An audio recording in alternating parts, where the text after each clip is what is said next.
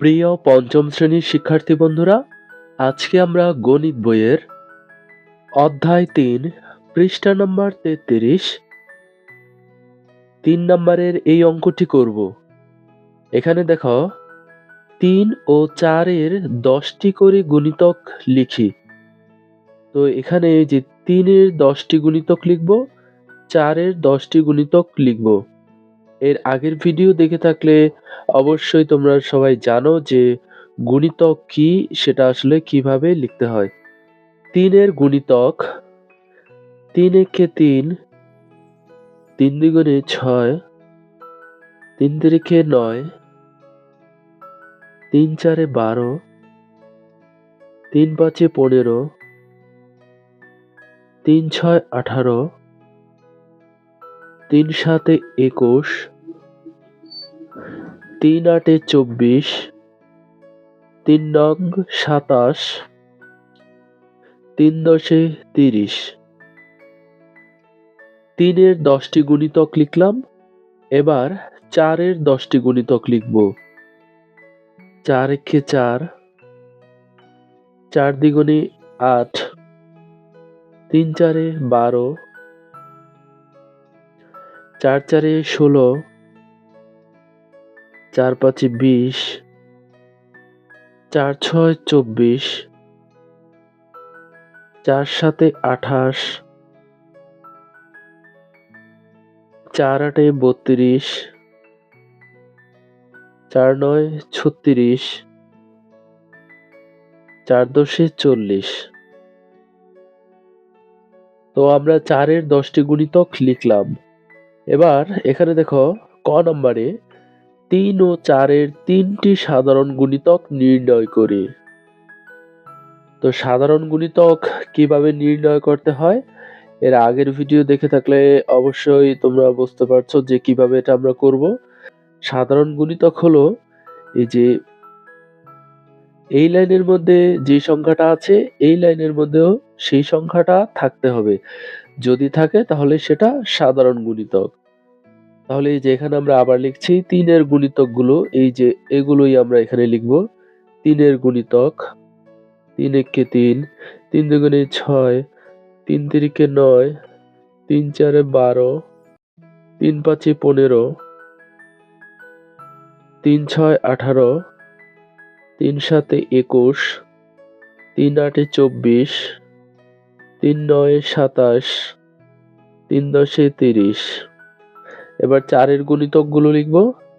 ৪ একে ৪, ৪ দ্বিগুণে ৮, ৩ চারে ১২, ৪ চারে ১৬, ৪ পাঁচে ২০, ৪ ছয় ২৪, ৪ সাতে ২৮, ৪ আটে ৩২,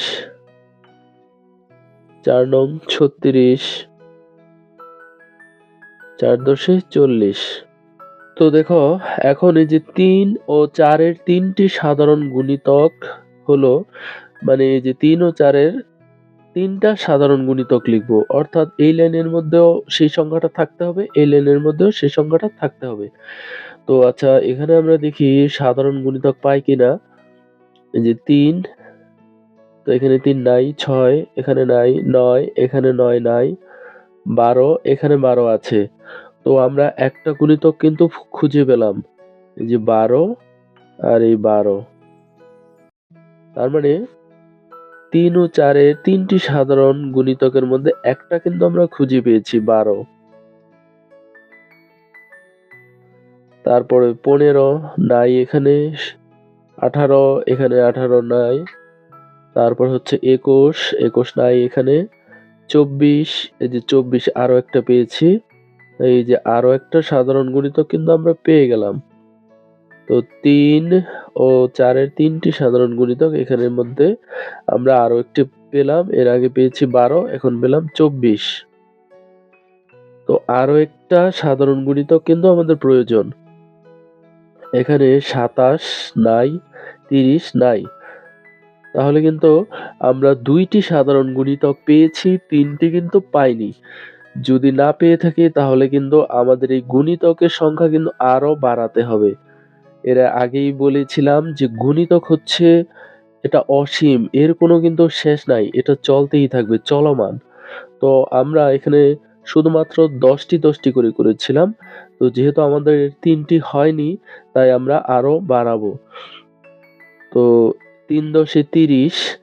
এখন এর পরের তো আর আমরা নামটা জানি না। ৩, ১১ ৩৩ এটা অনেকে না জানতে পারি। তো এর পরপর আমরা শুধু ৩ যোগ করে যাবো। তো তাহলে এই যে ৩০, ৩০ এর সাথে ৩ যোগ করলে হবে ৩৩। ৩৩ এর সাথে আবার ৩ যোগ করব, তাহলে হবে ৩৬। ৩৬। তো এই যে দেখো আমরা আরেকটা গুণিতক কিন্তু পেয়ে গেলাম। এই যে দেখো এখানেও কিন্তু ৩৬ আছে। এই যে ৩৬ আর এই যে এখানেও একটা পেলাম ৩৬।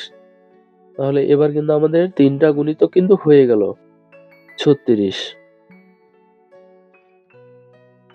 তো এই যে ৩ ও ৪ এর ৩ টি সাধারণ গুণিতক ১২, ২৪, ৩৬। আশা করি বুঝতে পেরেছো। এবার আমরা এই যে দেখো খ নম্বরে হচ্ছে ৩ ও ৪ এর লসাগু নির্ণয় করি। লসাগু কিন্তু কয়েকভাবেই করা যায়। তো এখানে আমাদের এই যে অনুশীলনীতে যেই পদ্ধতিতে লসাগুটা আসলে বোঝানো হয়েছে, আমরা সেই পদ্ধতিতেই লসাগু করব।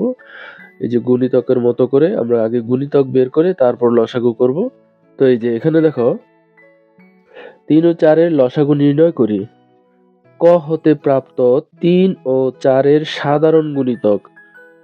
এই যে ক হতে প্রাপ্ত, এই যে কর মধ্যে এই যে ৩ ও ৪ এর সাধারণ গুণিতক।